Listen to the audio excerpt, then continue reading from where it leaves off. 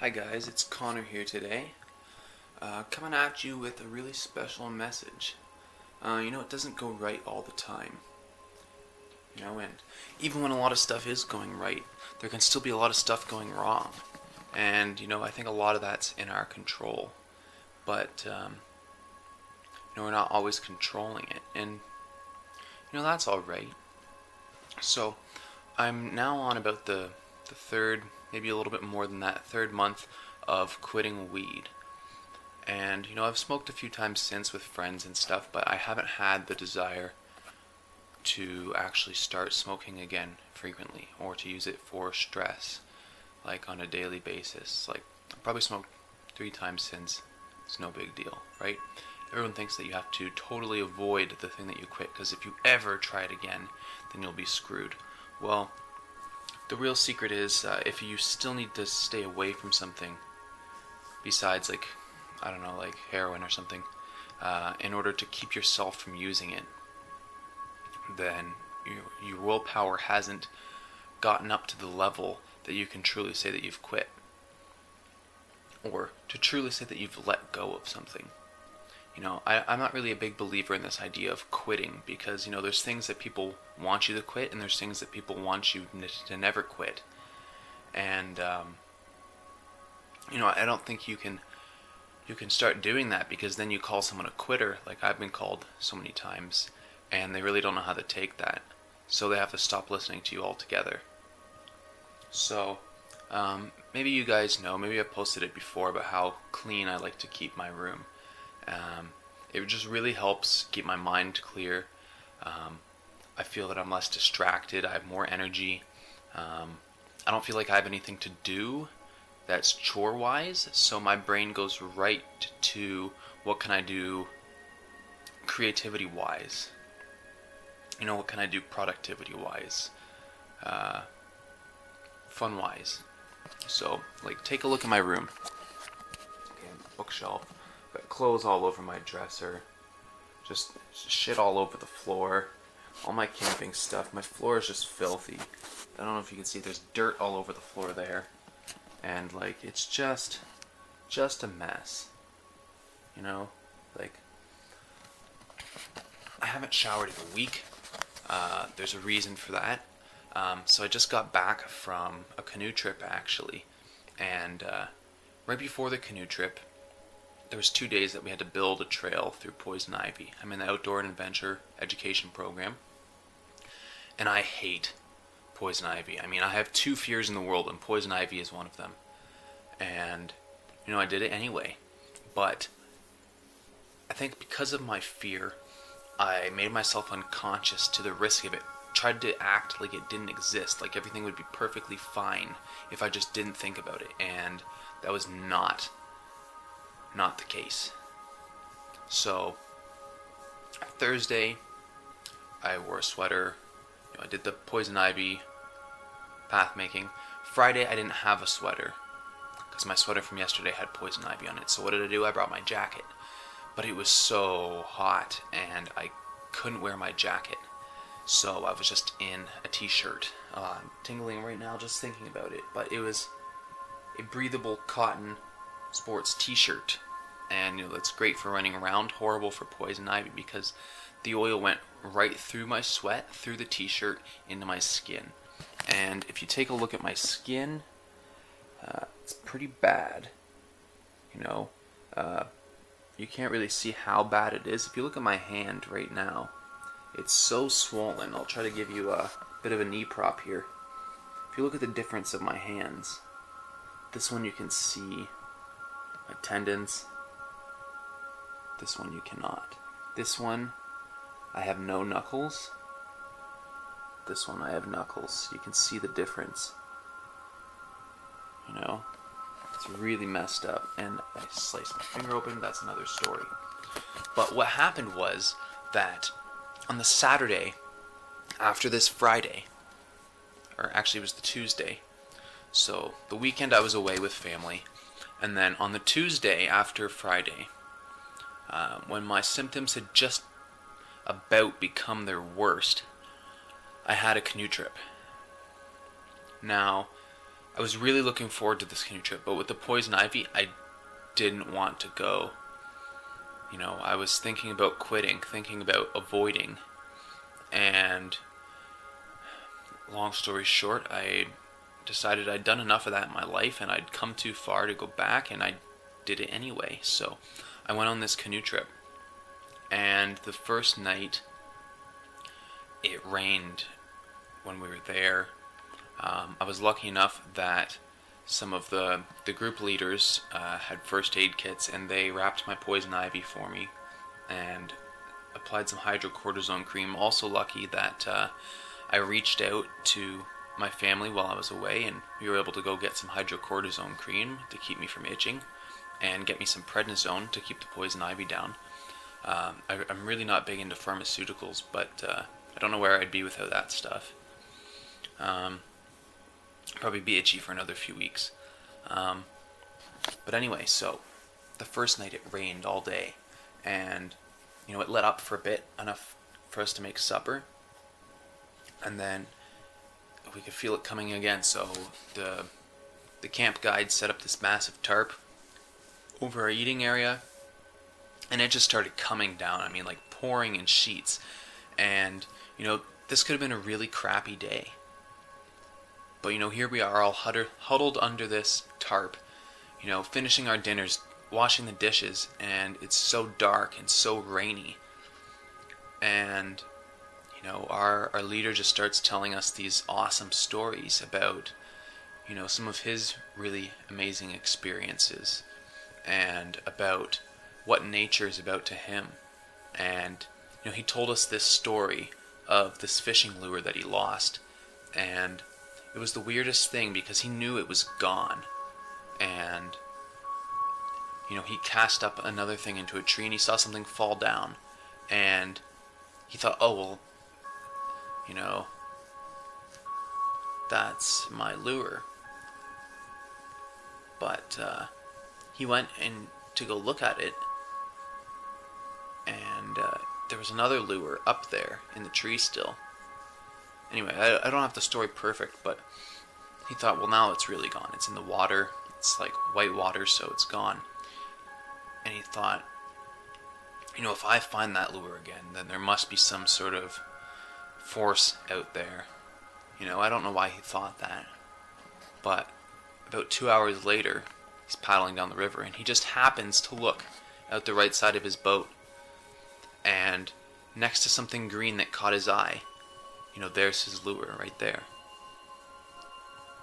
So it was just a really cool story.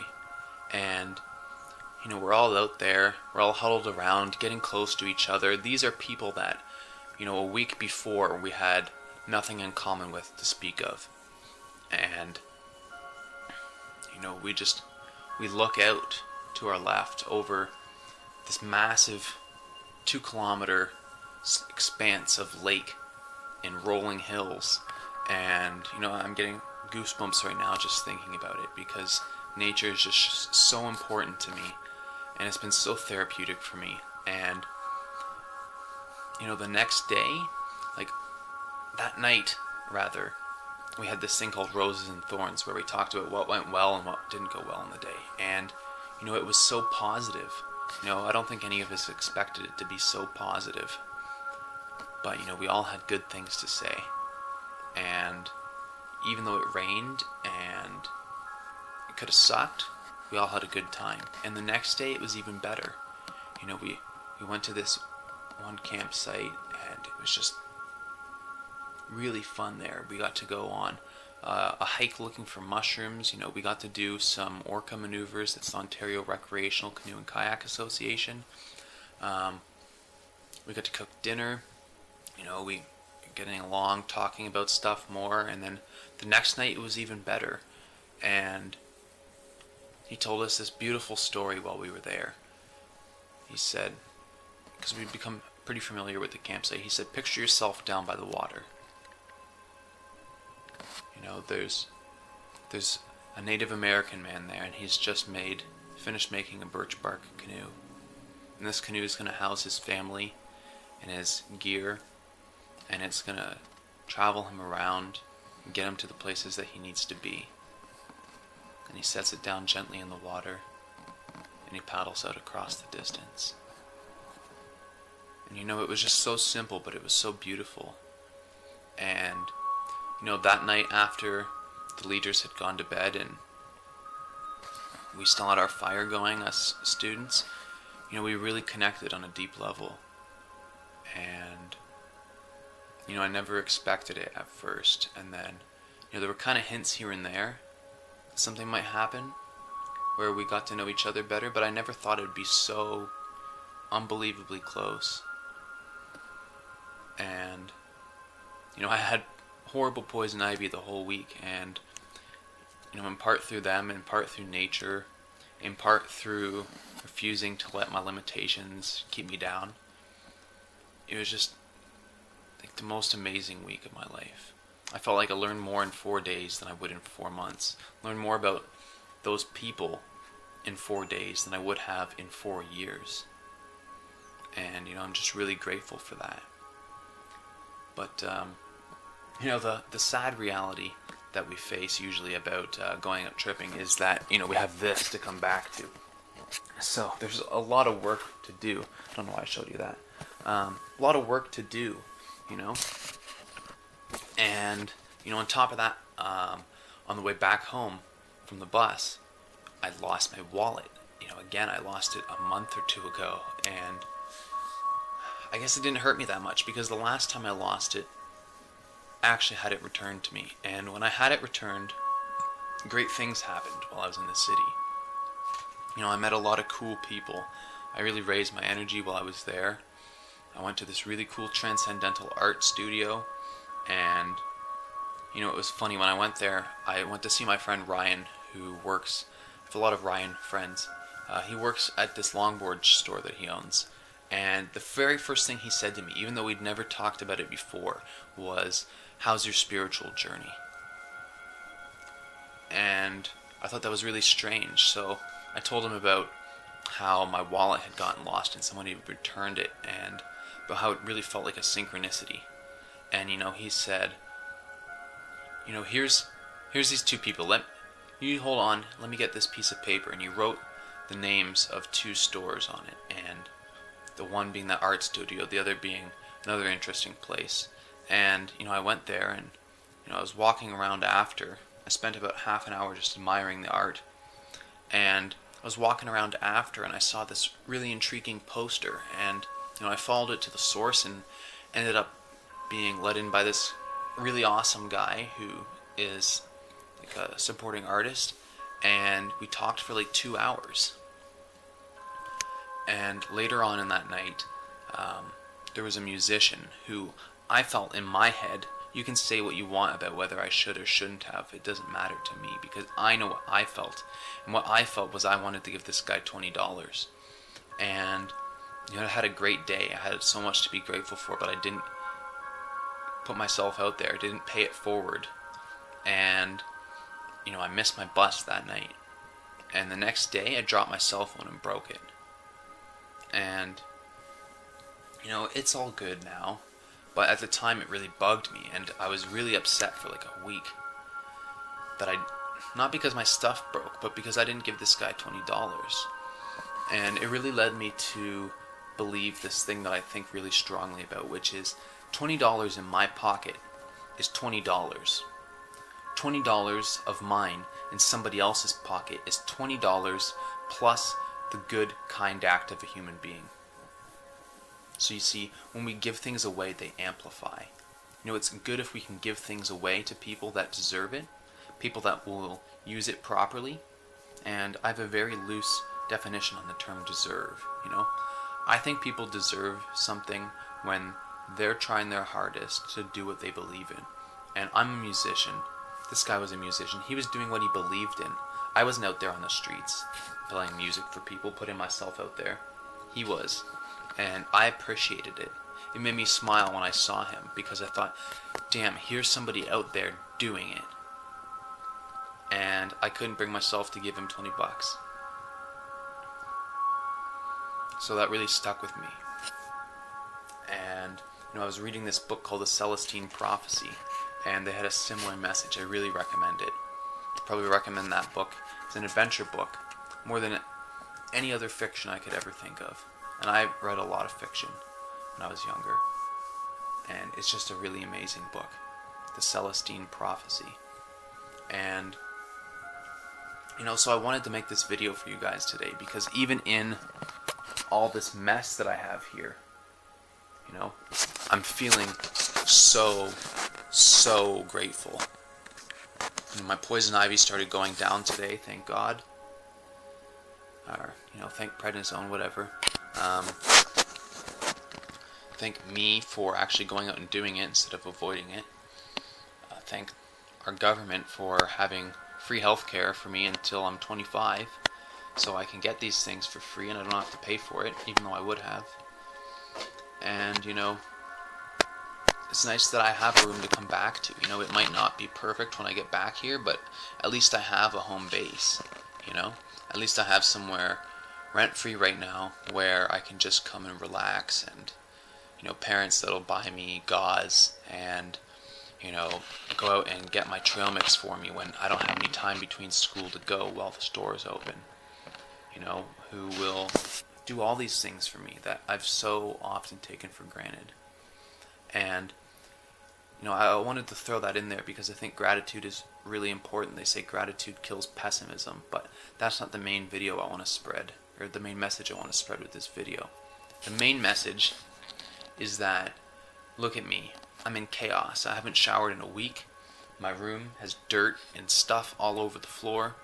I lost my wallet again, and just this morning, I got a call from this phone number that's been calling me for a while, and it turns out it's a collections agency from when I used to live with my girlfriend, and I'd kind of bailed out on everything, and I'd never settled the Nexicom bill. It was supposed to have been canceled, and it wasn't, but anyway, it's just something I avoided at the time, because I couldn't handle it, and it's like $400 or something stupid. But, I'm grateful that I have OSAP right now that I can pay that with. And I'm grateful that I'm thrifty and I don't need to spend that money on other stuff that I could waste on. And, I have the sense of mind that I can, start packing more sandwiches and stuff instead of spending all my money at the calf. I'm thankful that I've stopped eating pizza and meat. I really feel like shit when I eat a lot of meat, or any meat really, but a lot of cheese doesn't make me feel good. I'm thankful that everyone was so great with our vegetarian meal plan while we were on the trip, and I'm thankful that looking around in this mess that would have used to send me in a spiral, just stressing out about all the shit that I had to do, that I know that I can clean this shit up easily, and I know that you can do it too. So, I think we're worlds apart a lot of the time. A lot of people, my girlfriend included, I think, get a little, I want to say, frightened, or they feel separated because, sometimes I can accomplish so much and I'm so positive, and it's such a contrast to the person that I used to be. Maybe the person that I still am deep down inside, but the person that I used to be on the surface. I was always so depressed, I was always anxious, always avoiding things, and I was never really making anything of the time that I had in my own life. And today, at today's rock bottom, I'm happy. And I know I can do this. And my friend said to me last night while I was itching and my hand was swollen up and I was complaining, and he said, I've got this great new philosophy that I have. And I said, yeah? He said, just be happy, man. I thought this was the most hilarious thing, because here I am itching, my hand's swollen up, I'm probably got to go to the hospital, which I did go to the hospital. I had kind of a crappy night, to be honest. We went to Nuit Blanche, and it was just the wrong time to be pulling a 48-hour day. And I got home, my hand's all swollen up. I didn't notice that it was until the bus, and I'm just not in a good mood. And he says, you just have to be happy. And at first I thought, well, you're an idiot. Like, just have to be happy. And kind of humorously, I put on the most inauthentic smile that I could, but kind of overdid it, like. And we just laughed for like 10 minutes. I was just pouring from my face, just crying because of how funny I thought it was that you just have to be happy. And, you know, as funny and stupid as it seems, I really think it's probably true, because at that moment, you know, I could have kept complaining and bickering about stuff, and could have been thinking about how itchy my arms were, but instead I'm laughing about how funny it was that he says I just have to be happy in one of my lowest moments, and how it actually worked. So I guess I've already been putting off cleaning all this stuff for this morning, so yeah, I think I'm gonna fix all this by the end of the day. And if not, I'll do it tomorrow, but I'm not going to put it off. I want to show you guys how easy it is to fix chaos.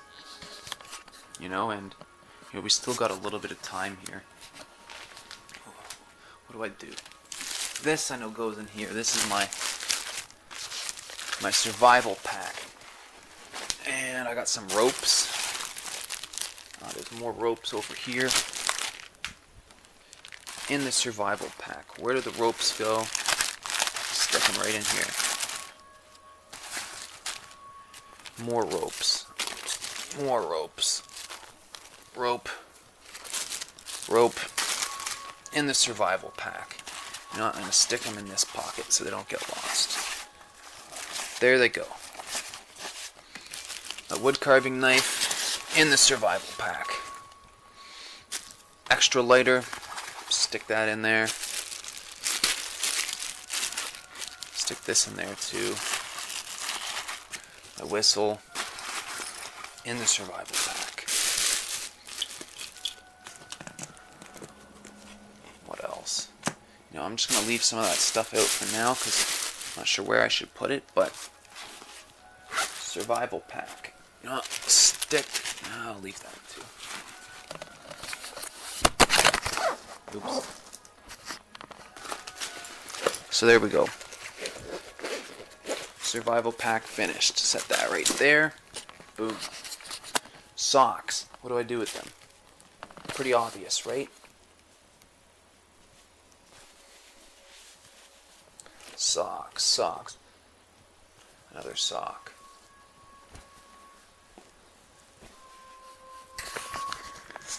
Here they go. Dropped one. Stick them in there. I could have a lot more room in my drawer right now. But let's shove some more stuff in there. There's enough room. Hallelujah.